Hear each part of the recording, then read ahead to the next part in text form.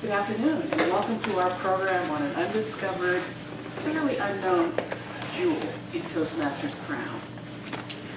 How many of you have heard of youth leadership?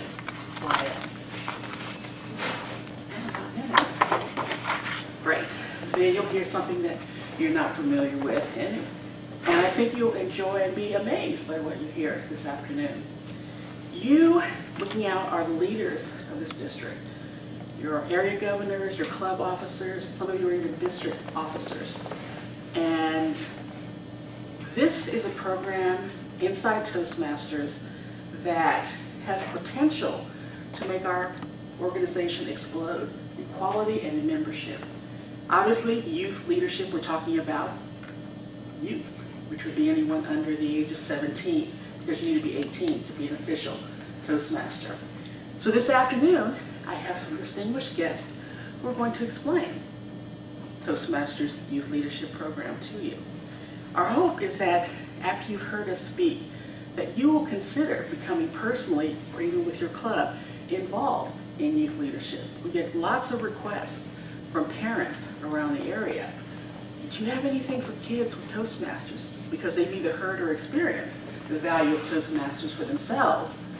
And we have to say, well, we do have something, but we don't have enough hands to help you. And I hope after you've heard us this afternoon, some of you will consider becoming those hands and feet to our young people. All right? And to help me today with this program, let me back up and say, I got involved in youth leadership about 6 or 7 years ago. And it was an experienced Toastmaster who had a small group that met at a Catholic school in the evening. And I had never heard of it after 3 or 4 years in Toastmasters. And I was really amazed that the kids who were in the 12, 13, 14-year-old range, when they first started, that first week, the hesitation, then gaining confidence, exactly like we do, kind of the hesitance and the fear, and then eventually moving beyond that. And I thought, wow, this is pretty cool. And from that point on, I looked for opportunities, and when you look for opportunities, guess what happens? They tend to show up, right? And that's what's happened. So for the last, let's say, 6, 7 years, I've been working in leadership, in youth leadership, and believe me, I'd love to see some company. I hate to turn people away, but there's just so much a few people can do. So this afternoon, we're going to hear from 2 panelists who also have experience with youth leadership, and they will have 5 to 7 minutes to talk about their aspect. One will talk about sort of the nuts and bolts of setting up youth leadership programs, and our other speaker will talk about some of the benefits and more the softer side, the emotional side of youth leadership. All right, so let me introduce our first speaker, who is Honorable Copeland, more commonly known as Bill. And Bill has been involved in youth leadership for about 2 years. And he is, by career, a writer and an engineer. And he's been, I found very interesting, very involved in the space program. And I thought it tied in so well with his personal motto, which is, the universe is not only infinite, but more infinite than you can imagine. I thought it fit very well for someone who works on getting people up into space. And so he is going to be talking about the how-to of youth leadership. He's a member of SAP Toastmasters, a founding member and president, and they chartered in 2004. And he will have 5 to 7 minutes to present the program to you. And I don't know if we have an evaluator for him, but if someone's willing to evaluate him based on, say, our project number 2, where you speak, I think it's organize your speech now. One of those, if someone would be willing to do that, that would be wonderful. All right, can you volunteer? Someone who's not evaluating? I'm a speaker, so okay? No, that's fine. If you're willing, thank you so much. All right, well, if you will now help me welcome Bill Copeland. Bill.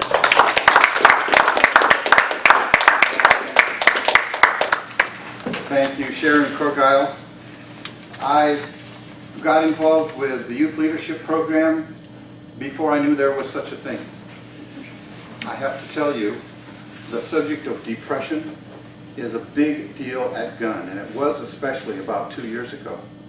2 years ago, in October, we had these headlines: 4 teens from the same Palo Alto high school committed suicide. Many of you probably heard about that.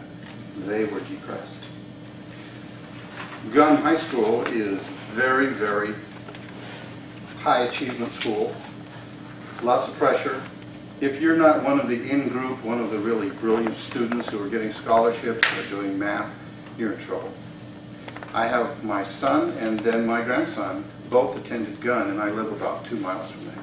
So I know Gun, and I like to think that Gun is a good place, good high school.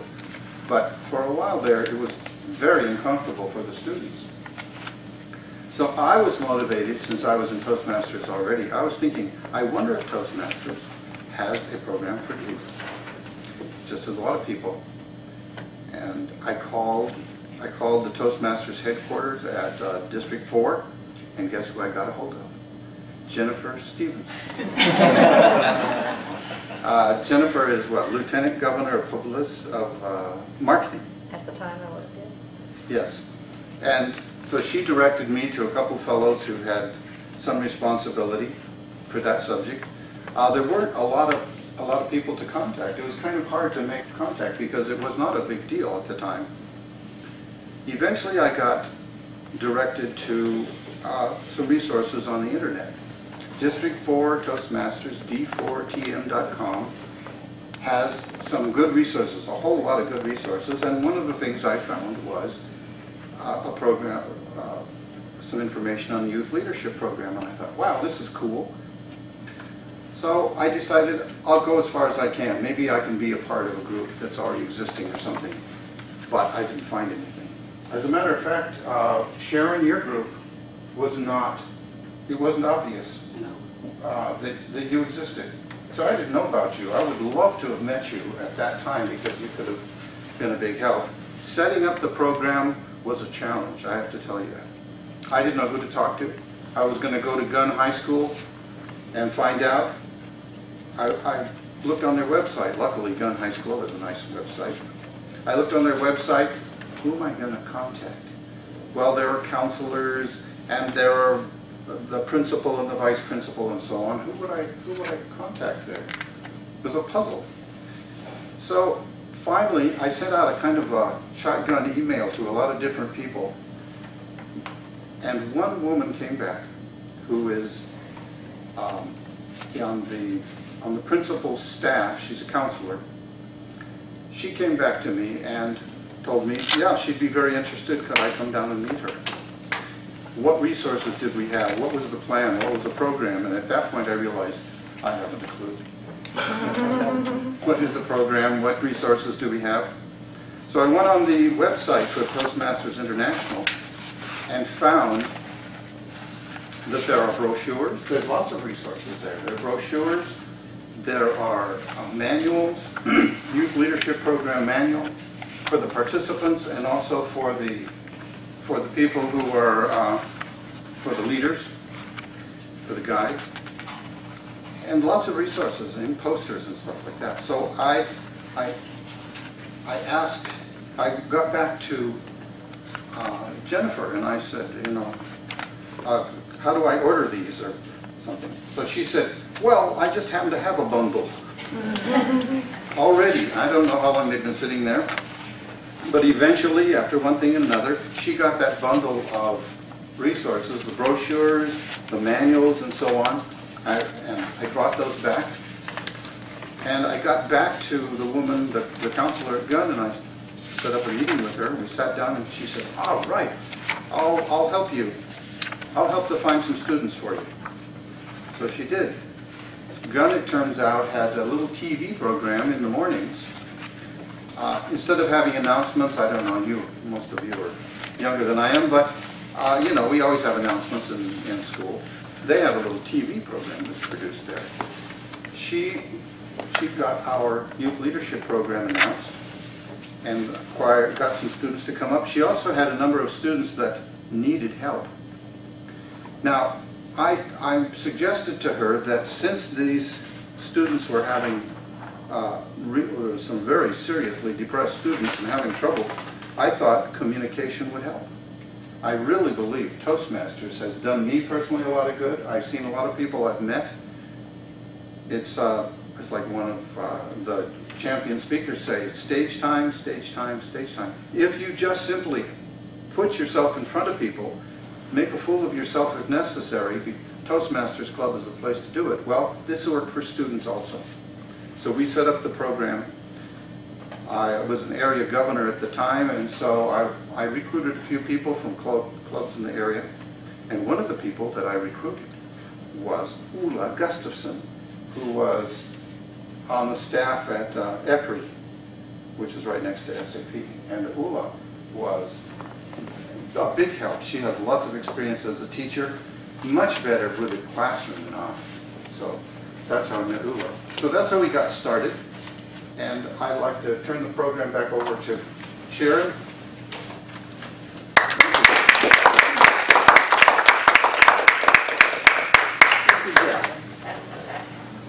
You see, one person can indeed make a difference.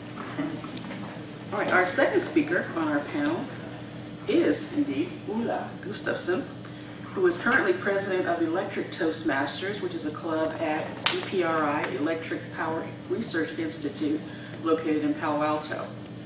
3 years ago in her club, they initiated the club mentoring program, and she continues to serve as VP of mentoring, which I thought was interesting. They actually created a position.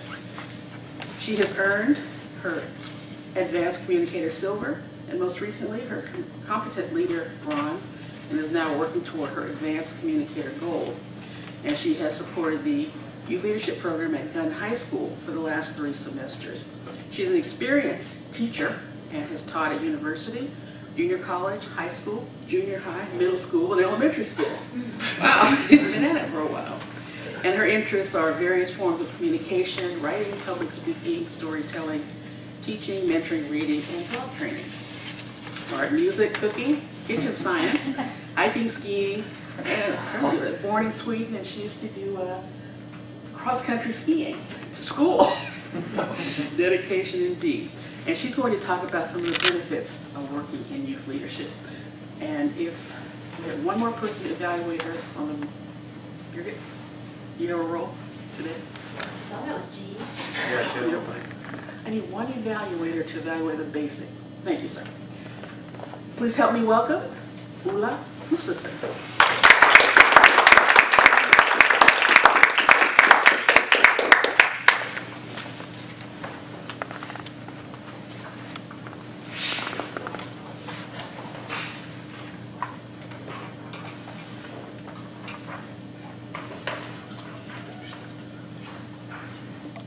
When I told the members of my club that I was going to participate in the youth leadership program, they had no idea what I was talking about. None whatsoever. And once I had explained it to them, they became really excited about it, to the point that one of our club members who had a son at Gunn High School encouraged his son to join the Gunn High YLP. And he did really well too. Even though I haven't been teaching for a few years, I have spent a lot of time in the classroom, and I love it. So when I heard about the YLP program at Gunn High School, I went for it right away. And Bill was the one who introduced me to it. And together we kind of worked out our program. And we didn't have much to go by at the time, even though there is a manual. But we weren't quite sure that that's exactly what we wanted to do. We were going to take pieces of it, but in some cases we would have to improvise. So what is then the youth leadership program? Well, it's simply put, it is Toastmasters for young people under the age of 18. And I mentioned we have a manual to go with, go by, and each student gets a manual, and we encourage them to read one chapter ahead of time. Encourage doesn't mean that they do it, but we encourage them. What I want to do is to share with you how Bill and I made up our program, how we manufactured our program, what the students got out of it, and what we got out of it, because it went both ways. First of all, the students range in age from freshmen to seniors and anything in between. Many of the students joined because they wanted to improve on their communication skills. And others joined because their mothers told them to do it. Each semester we have started out with about 18 students. But as we went through the program, attrition set in. And there were so many demands on the students' time after school that we usually ended up with 12 students, approximately 12 students each of the 3 semesters. And some of them were repeaters. They came and joined us the first semester, and they stayed with us the second semester and the third semester. And when I talked to them the last day of class, or during the last workshop, they said, "We will be back." And that was really encouraging to hear. We got a lot of good feedback from those students and also from other students.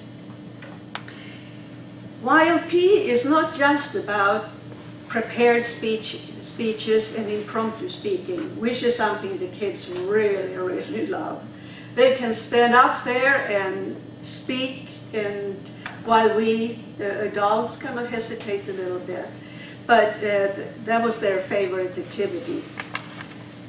But what was more important was for them to be comfortable speaking in front of a group and to overcome the fear of speaking. And especially for the freshmen who were hesitant and kind of scared of the upper freshmen. But the atmosphere in our classroom was so convivial and so supportive that it really didn't matter that some of the students were freshmen and some of them were seniors.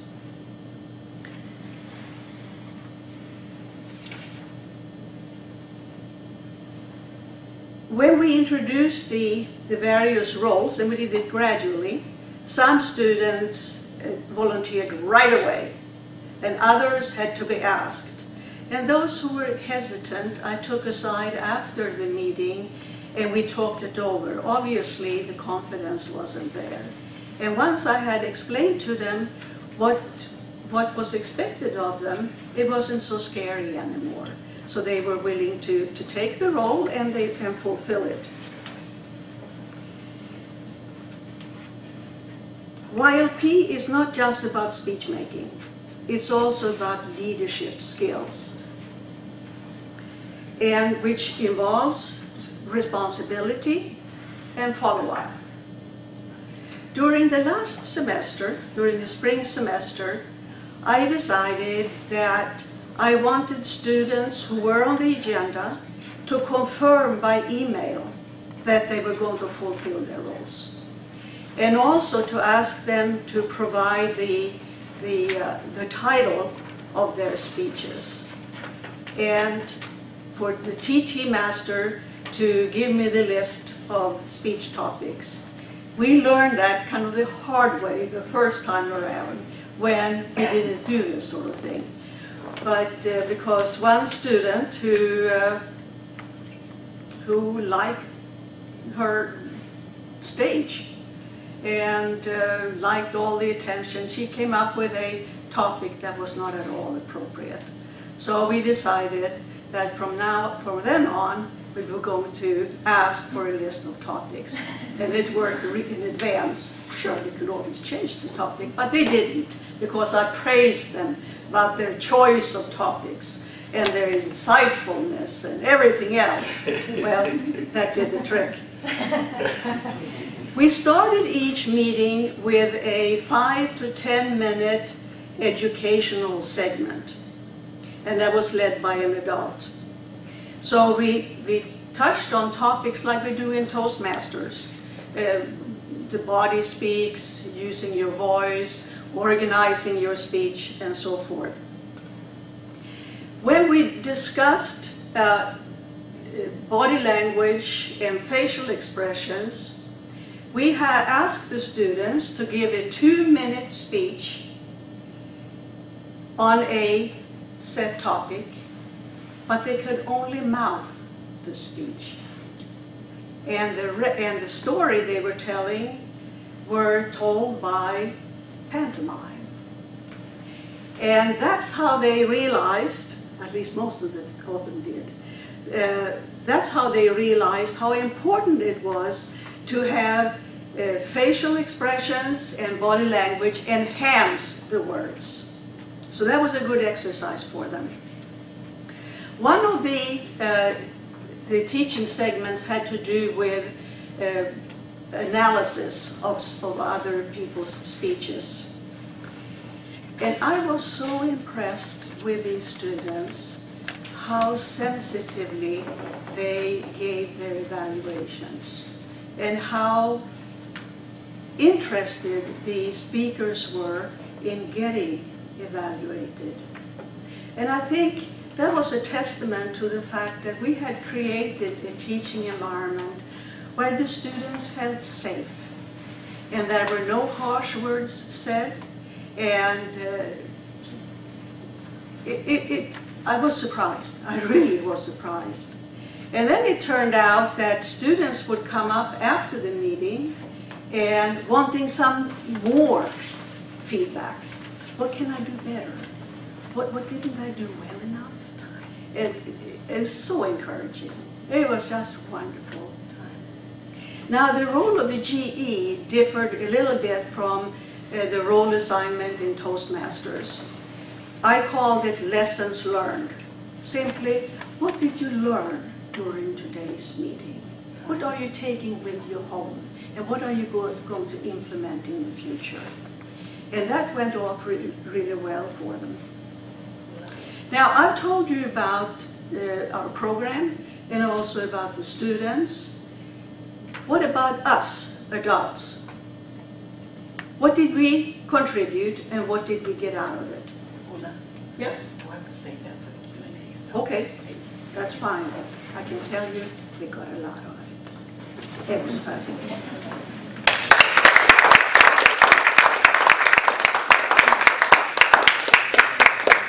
Thank you, Ulla. Now, there was actually intended to be a third panelist today, one of my students, but unfortunately, family matters, she's not able to attend. But she did send me a very brief statement about her feelings about Toastmasters, which I'd like to read right now. Her name is Zoe Lynn. She is just turned 11. She was in my class when she was 10. And she's a little bundle of energy about this big, all like little teeny things. And this is what she said. Have you ever heard of Toastmasters?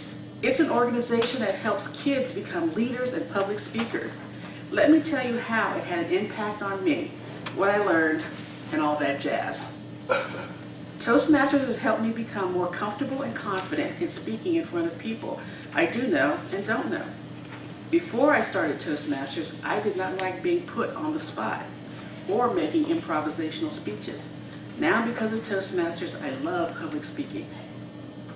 Through Toastmasters, I've learned so much. One of the things I've learned is how to write a speech that is relevant and interesting to the audience.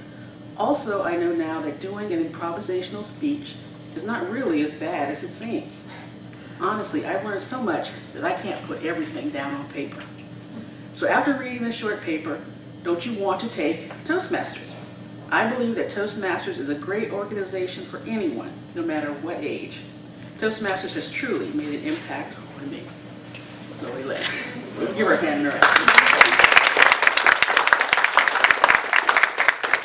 All right, so you've heard our presenters, and we've only really scratched the surface. We could talk about it for a couple of hours.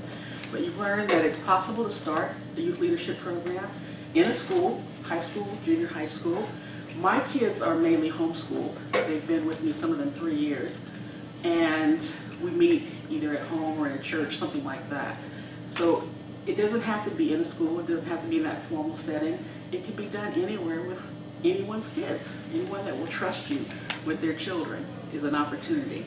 And when I mentioned having an impact on Toastmasters in the future, if you're teaching children about public speaking and leadership when my kids are 10, 13, 15, 16, when time comes and they're an adult and they want to go to the next level, guess what's waiting for them? We are, Toastmasters. So if you get them started early, head them in the right direction, maybe membership won't be such a big issue, 5 or 6 years down the road.